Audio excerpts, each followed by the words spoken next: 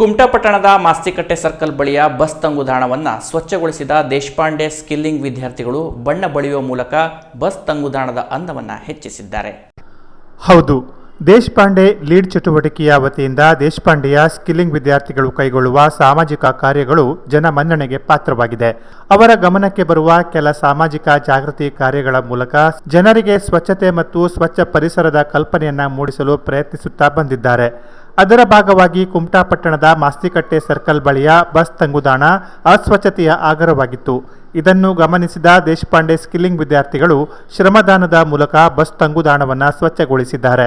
ಅಲ್ಲದೆ ಆ ಬಸ್ ತಂಗುದಾಣಕ್ಕೆ ಬಣ್ಣಗಳನ್ನು ಬಳಿದು ಪ್ರಯಾಣಿಕರು ಈ ಬಸ್ ತಂಗುದಾಣವನ್ನು ಬಳಸುವಂತಹ ಸುಂದರ ವಾತಾವರಣವನ್ನು ನಿರ್ಮಿಸಿದ್ದಾರೆ ಮತ್ತು ಈ ಬಸ್ ತಂಗುದಾಣವನ್ನು ಸ್ವಚ್ಛವಾಗಿಟ್ಟುಕೊಳ್ಳುವಂತೆ ಸ್ಥಳೀಯರಿಗೆ ಮನವಿ ಮಾಡುವ ಮೂಲಕ ಸ್ವಚ್ಛತೆಯ ಬಗ್ಗೆ ಜಾಗೃತಿಯನ್ನು ಮೂಡಿಸಿದ್ದಾರೆ.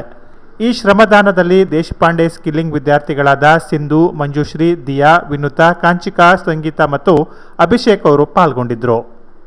Canara press news, Kumta.